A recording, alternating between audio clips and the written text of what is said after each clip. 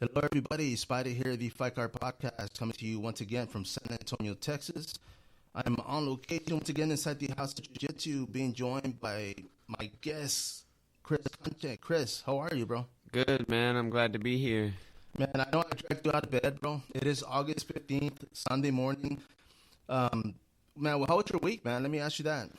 My weight's all right. I'm about 15 or 17 pounds out. We're about 13 days out, so it's pretty smoothly right now. Going pretty smooth. No, and I mean, bringing that up, man, you do have a fight coming up for those listening. This is going to be August 29th here in San Antonio at Cowboys Dance Hall. I think I brought this up the last time, man, but being that it's local, I mean, it's got to be good waking up and just going to fight. Oh, yeah, it's going to be great. I'm going to be in my own bed, my own area. I'm going to be more comfortable than anything. Got my own food, everything. No, for sure, man. And the fact that, like you said, you can go home, take a nap, and go to sleep, I mean, it definitely helps. Right. Now, let me ask you, bro. I mean, as far as the weight cut, you're saying you're about 15 pounds away? Yeah. Now, normally on a good week, I mean, how many pounds do you usually drop? About 10 pounds or so, maybe a little more, but I try to get at that area, 10 to 12 pounds by Monday. We're weighing in on Saturday, so maybe by Tuesday it'll be perfect. No, and I was going to say the fight is on Sunday. Yeah. Now, normally, and I ask this for a lot of fighters, man. I've been to Bellator, I've been to the UFC, and a lot of guys fighting outside the country, coming in here to the U.S. I always ask them if they train specifically for the night, for the time difference, and a lot of them don't. For you, is it going to be a difference fighting on the Sunday? I've never fought on a Sunday. I've always fought Saturday night, but I know like a lot of promotions nowadays, they fight on Sundays. But I think it's going to be good actually because I think I'm going to fight somewhere between 2 and 3:30 in the evening. So it's kind of be perfect for me. I'm going to wake up that morning. I'm going to eat something, have some coffee, whatever. And that kind of just goes right along with like Saturday sparring. I think we spar on Saturdays about 10:30, but if I can fall asleep, wake up, and I'll have that moment of feeling good, it's going to be perfect for me. No, for sure, man. I mean, that's actually, like you said, it's comfortable. It's not like where you have to fight, like say if you were fighting outside the country, you'd have to fight at 8 p.m. their time or vice versa. Right. But I mean, for me, I mean, being that it's Sunday, because now it's Sunday and for me, I want to relax. I mean, I work 7 days a week, but for Sunday mentally, for me, it kind of puts a little mental block. I mean, are you thinking the same thing, or are you going to be able to just... Not necessarily a mental block. The only real concern I really had was recovery from the weight cut. But we are weighing in, I think, in the morning on Saturday for the official, weigh-in. So I don't know if I'm going to have less time to recover, but I usually like drinking a lot of water, after the weigh-in. I like waking up and drinking like a whole gallon before I even fight. So I'm probably going to have to wake up about 9 o'clock and try to pound a gallon of water or whatever I can get in. As long as I'm hydrated, I'm good. Now, let me ask you that, because you said you would drop around 10, 15 pounds. So come fight day, what's your weight at? I usually come back the next day somewhere between 147 and 153. I've had I've done it both ways. I've came in like 147, and then other times I've came in 153, 154. It's just in that area. Okay, and I mean, of course, there's a science to this. I mean, What is it that you do like the week of? I mean, do you drink a lot of water and then try to sweat it out, or how does that work? Oh, well, I drink a lot of water leading up to the week. And a few days before the weigh-in, I'll kind of cut my water intake, cut my food intake for a little bit. And usually the last 2 weeks, I'm pretty much eating the same stuff. Fish, chicken, vegetables, things salt. like that. No salt, pretty bland. No, man. You see, and I gotta say, I mean, I've seen you guys at weigh-ins, and sometimes, I mean, some guys have some bad weight cuts. Mm-hmm. Has that ever happened to you? Nah, I've had a couple weigh-ins where I didn't look good, but I've always felt good. 135 isn't that hard for me to make. It can get difficult, but it's not that hard for me to make. I could probably make 125 if I really set my mind to it. Damn, that'd be interesting, man. I mean, definitely options. Now, let me ask you this, bro. I wanted to bring up one of the promotions that happened, and we talked about it earlier. Combate Global, of course, formerly, first promotion change.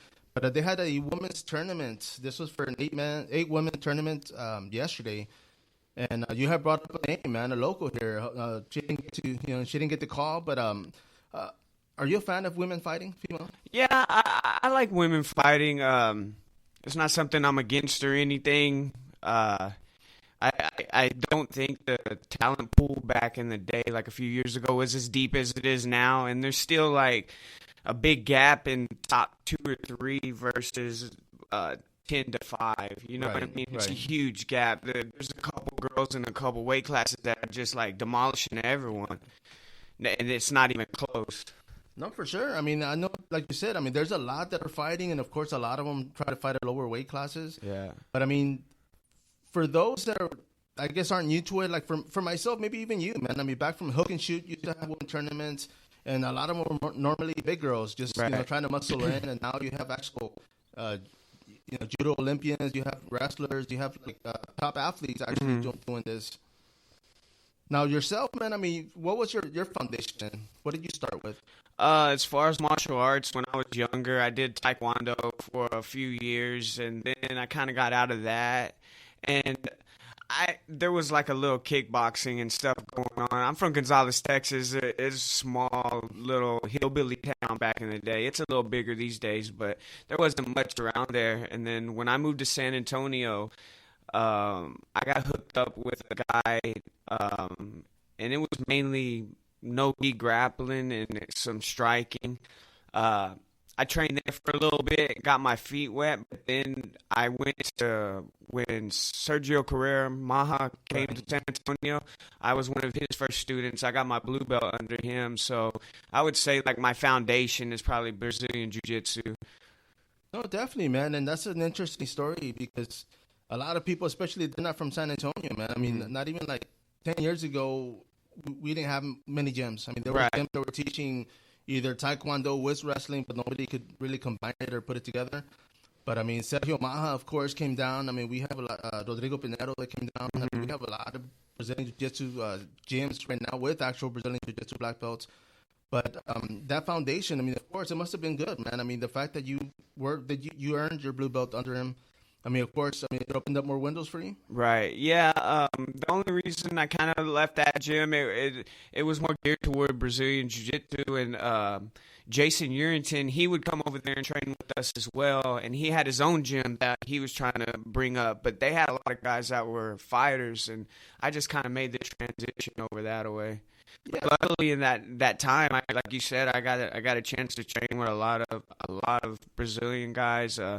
I was there when Rodrigo first came to America. Right. We had Mario Sperry come down. It was a bunch of different guys.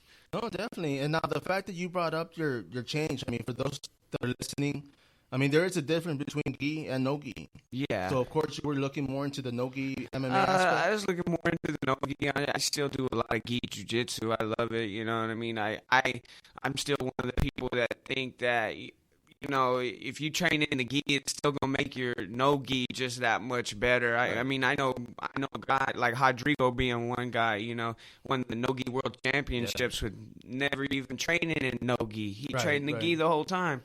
But I do enjoy Ghee. I think it makes you stronger, makes you tighter. Well, it definitely brings up a lot more technique. I mean, you got to be a little bit more technical. Mm-hmm. Now, let me ask you this, since you brought that up. Are you a fan of Brazilian Jiu-Jitsu tournaments?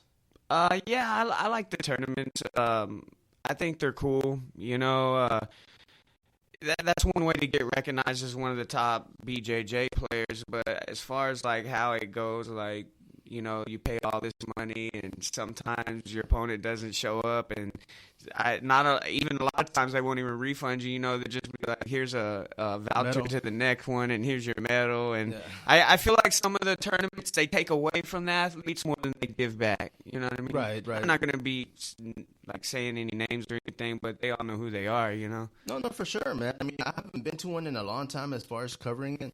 But, I mean, I guess they're popping up here left and right, man, here in San Antonio. I mean, are you, say, after this fight, are you going to be jumping in a few tournaments? Yeah, I plan on going to compete in Nogi Worlds. And hopefully I'm going to compete in Nogi Worlds when it's down here. And if everything goes right, then I'm going to try to go compete in Nogi World Masters as well. Because I can do both since I'm 30. Over 30. 34 to be exact. That's one of the perks, man. Yeah. Let me ask you this, man. I mean, now, the fact that you train, this is going to be for Nogi, of course. Now, how did they match you guys up? Is it skill level? Did they still go by ranking as far as jiu-jitsu? You talking about my MMA fight? No. Well, as far as the tournaments, because it's Nogi, how do they like match up the competitors? You know, I think it's all computer generated. I think when you sign up in that weight class, I think the computer possibly generates the bracket. Wow, I don't think there's anything that goes into it. Okay, yeah. I was kind of thinking maybe they go like, I mean, being that you're ranked in jiu-jitsu, okay, well, this guy is also ranked, and maybe match you guys up. Right, now you compete, and so I'm going to sign up for the brown belt division because they still go by belt color. Right. And then whoever shines up for that specific division. Oh, nice, man. And definitely, well, like you said, they are going to be coming down here. I know there's one that I posted on my Facebook page, and like I said, they're popping up left and right, man. I mean, I like that. I mean, if I was in that scene, I mean, as far as training and whatnot, competing, I mean, I would be jumping in all of them, man. Yeah. I mean, I know nobody likes to lose, but for me, it is a sport, and I wouldn't mind losing if I knew the technique was in there, of course. Yeah, it's a humbling sport, especially you go in knowing, okay, if I beat this guy, I still got to fight this guy, and this guy, and they all fight differently, so it's kind of like a mind fuck, you know? No, yeah, man. Now, let me ask you this. As far as competing for you, for mixed martial arts, when you lose, how hard do you take it, or do you kind of just dust it off, or when you have lost, should I say? Honestly, I don't like losing it. It kind of gets me for a little bit, but it's not like I'm going to kill myself over it or anything. But, yeah, it puts me down in the dumps, but I'm good with it after a few days. No, of course. You go home and eat. Yeah, I'm just like, all right, well. No, man. Well, definitely, like you said, this fight coming up, man, your opponent, he's coming down up here, should I say, from South Texas. You have a training partner that actually fought the guy, and I know you guys have gone over a few techniques, but what can people expect from fight night, man? The same thing that I really don't change the game plan for nobody because I know where my strengths lie, but you can just expect me to be in his face as usual. I'm going to try to push him. I'm going to try to drag him into deep waters. There's really not going to be no filling out process on my end. I'm just going to try to get right to it. No, especially you're one of the early fights, so of course you want to finish quick and sit back and watch the rest of the card. Right, yeah. The plan is hopefully to get in there and don't get touched and get the finish. No, for sure, man. I definitely do wish you the best of luck, man. Yeah. Now, let me ask you, come fight day, I mean, you had said earlier, I mean, you guys weigh in Saturday, so Sunday morning, wake up, coffee, hydrate. Mm-hmm. When you get to the actual promotion turn, this is going to be at Cowboys Dance Hall. When you get there, is there any out process for you, like mentally? Do you kind of like zone out, or how does it work? Yeah, honestly, I kind of get in my own zone. As soon as I hit the arena. In fact, Cowboys, when there's a cage in there, to me, it has a unique smell. Oh, yeah. And a lot of the different arenas, they kind of all smell the same, but Cowboys, it has that. You can smell that dust from the rodeo arena, and then the cage is there, and you can smell everything, and it always puts me somewhere, and then I'll just do my thing, just kind of listen to my music, fill out the cage. I just get in the zone. No, and I was gonna ask you, what kind of music do you listen to? I listen to country music, I listen to rap, hip-hop, I listen to some rock, but lately what I get into is, all the, transcendent type music.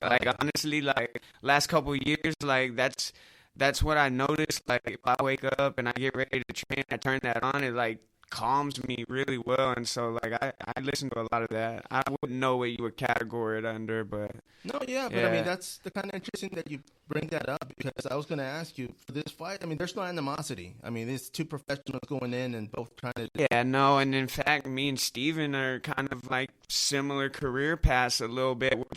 We're two veterans that are really tough, and we have a lot of skill to offer everyone who are just trying to claw up the ranks just like everyone else. We're just gritty veterans. There's a bunch of us out here. There's me, Steven, Randy Villarreal. We're still here. We're still coming up. We've been here a long time, and we're not going nowhere. So I think that's what kind of makes this a good fight. We're both hungry to prove that, we need to get those bigger fights a little bit. No, for sure, man. And the fact that you brought that up, man, because like you said, it wasn't until recently, over a year ago, of course. I mean, right now we have Jamal Emmers on there. I mean, he's in California, but I mean, he started off here. I mean, Ray Rodriguez, of course, he had a spin in the UFC, and I mean, he had been in it for years, man. So when you see guys that have been in it for so long and finally make it, I mean, does that kind of like light the fire a little bit? Yeah, it definitely does. Because even whenever you're like, oh man, like, do I want to keep doing this or do something else? But seeing your boys and everyone else just like keep going, it's like, you know what, like this is me, like this is who I identify myself with. Like I can't stop. You know what I mean? Oh yeah, man. Yeah. I mean, it's definitely a passion. I mean, you've been doing this for so long. Now, let me ask you, when the time comes and you finally decide to retire, like say you don't want to compete anymore, I mean, what are you going to be doing? I don't know, to be honest, because, like, fighting's all I know. Like, I don't see myself retiring. Like, I still feel like I'm 25 years old. I got some bumps, bruises. Like, I could probably keep fighting on this level until I'm, like, 45, to be honest, if I wanted to. Yeah, man. Yeah. I mean, we have, like, Richard Odoms, man. Yeah. I mean, you know, the man's up there, and I won't see your age record. That's what I mean. But I mean, he started off late in his career game. But, I mean, he's up there in age, and I spoke to him, and he's ready. I mean, he's good. I mean, he's not got no ailments. He's got no injuries. So, I mean, he'll fight as long as he can. Yeah, exactly. Now, let me ask you, bro. There's a promotion, Professional Fighters League, PFL, and they have this tournament. Of course, you know, you win, and the more tournament fights you win, you lead up to $1 million, man. And I mean, fighters in the past have, you know, won. I mean, something like that. I mean, of course, you guys want to get paid. So a tournament like that, I mean, if you were offered one, I mean, do you jump on that? Oh, most definitely, most definitely. That's one thing I really do want to like try to pull out of this little career that I have. Is like I want to fight somewhere like that. Like I want to have the opportunity to be in a tournament like that, whether it be like the PFL. Maybe get a fight on Contender. But like one of the things I've always wanted to do coming up, it's always been like my goal is like I want to fight overseas. Like I want to fight in Japan in front of the crowd in the ring, just like, you know, pride and all that. Like just being a fan of martial arts movies in general. That's how I always envisioned it. I always envisioned like fighting in Japan. No, you see, and that's kind of interesting you bring up, man. Now, when you were growing up, I mean, of course, like myself, we started watching like Bruce Lee films, you know, Kung Fu Theater on Sundays. Was there a specific film that you saw when you were growing up and you were thinking, man, I want to do this? Yeah, it was Bloodsport with Jean-Claude Van Damme. Like my mom, she had it on VHS tape, and we had it on VCR. It was like dubbed kind of because I'm never gonna forget this. It was like Cinderella, it was Predator 2, and then it was Bloodsport. And sometimes I watched Bloodsport so much that my mom would make me watch Predator 2 for her in order that way I could get to my Bloodsport. Yeah, man. Yeah. But I mean, definitely, of course. I mean, that movie, I remember it. I mean, like I said, you know, Bruce Lee films. I mean, for me, growing up, I mean, you had movies like Only the Strong, I mean, Capoeira. I tried to do that for a while and it didn't work out. But I mean, it's entertaining, man. But I mean, of course, you know, growing up, you see that and you're thinking, man, I can do that. Right. Even though like you go like when I was younger, I thought all that shit was real, but I realized that it wasn't totally real. The same thing with the movie Kickboxer too. As soon as I started training for real, I started figuring out, hey, they weren't doing Muay Thai, they were doing some kind of monk shit, you know? Yeah, dude. And let me ask you this, bro. What was the first time? I guess when was the first time that you actually saw a fight? Was it on VHS? I mean, which one was it? Like a real MMA fight, or right? The first MMA fight I watched. We had a little hole-in-the-wall movie rental place in Gonzales called the Movie Gallery or the Movie Shop or something like that. And on the back wall next to the room that held all the pornography, it was all the UFCs. I was like, what the hell is this? And like they had like you rent 5 movies for $5, so I would go each week. My mom was a beautician, so I'd sweep all their hair all week for $5. On Friday, I would go and I'd rent 5 UFCs, and within like 3 weeks, I think I had watched all of them.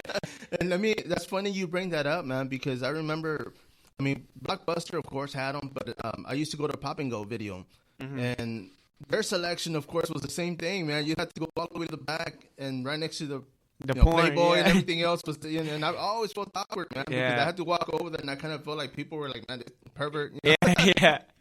Now, for me, and I brought up the fact that as far as what was the first promotion that you saw, because growing up, man, in the 80s, I remember I was watching my mom, you know, big fan of Univision, and when we got in there, man, I remember they used to show clips of stuff that was going on around the world, man, and one of the clips what was this, like a circled cage.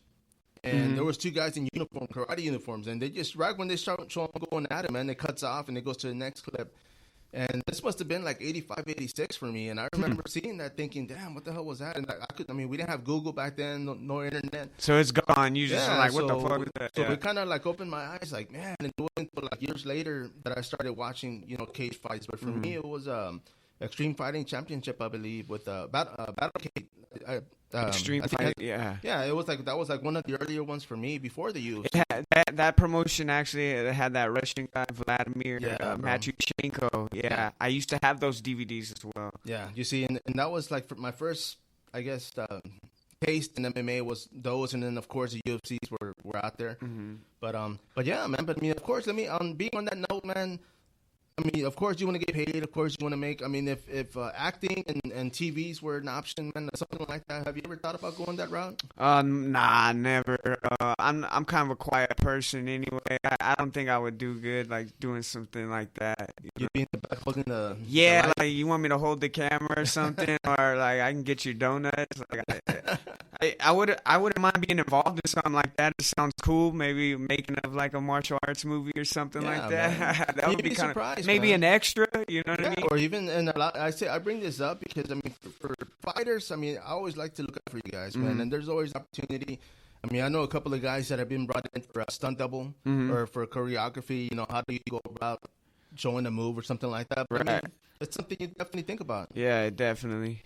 No, man. Well, I mean, like we said earlier, man, the fight is coming up. This is going to be August 29th, Cowboys Dance Hall. Fury Fighting Championship is a promotion. Tickets are still available? They are available. I'm out of hard copies right now, but you can get them online. I might be getting some more sent to me, so I might have some more.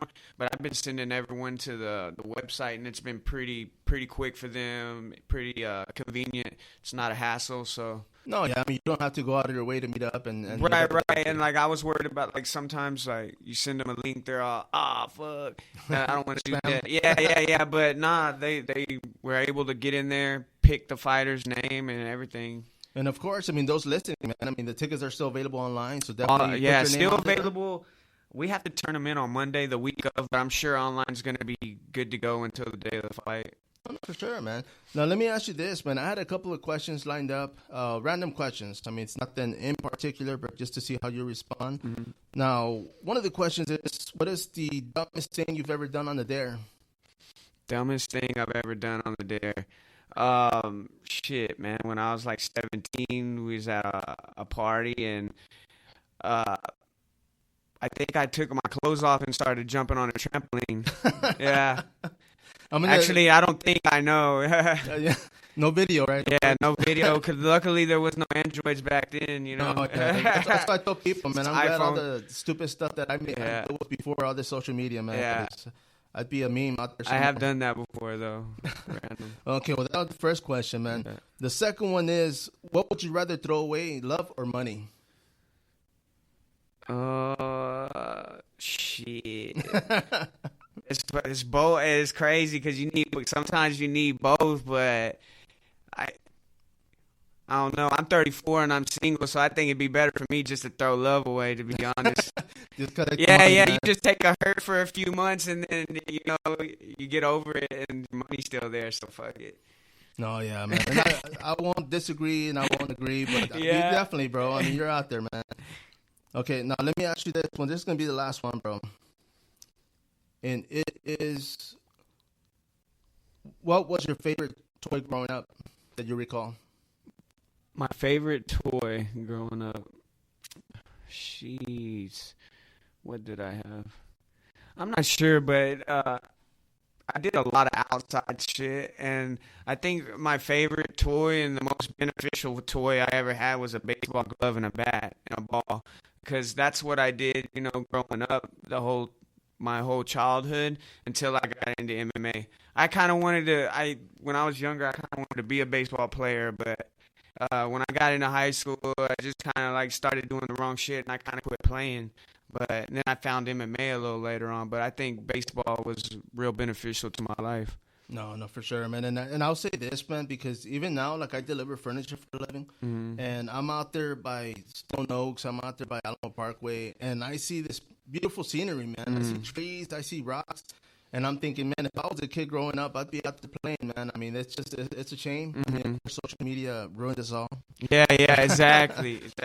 But yeah, I mean, I remember those fun times, and you know, to bring one up, and I mean, we used to go in the back, the stick, draw a little trail, and then with a little toy cars, man, go up there and we used to do a lot of that kind of stuff too. We used to have these fire ant piles, not the ones that are dirt mounds. They live inside the ground. And me and my brother, we used to take our cars and drive through them. I think that was road rage, man. Yeah. My man, well, I do appreciate you stopping by, bro. For everybody listening up, anything else you want to say before you finish this? No, I'm glad we're here, 13 days or so out. I just want to thank everyone at Ohana Academy, all my coaches. We got Jason, Washington, Loham, all those guys. I want to thank everyone at Ultimate Submission, everyone. There's so many guys I train with over there: Ray, Justin, Gordy, Eddie, Patty. We got some amateurs like Carlos in there. We got a lot of good guys that I get a lot of good work with. And then Hitman Joe with Combat Culture. He's really helped me a lot actually over the past year or two to get my striking and my balance and stuff where it needs to be. I just want to thank everyone that's been there with me. That's it. No, for sure, man. And once again, thank you, bro. For those listening up, this is the Fight Card Podcast. And as always, follow up.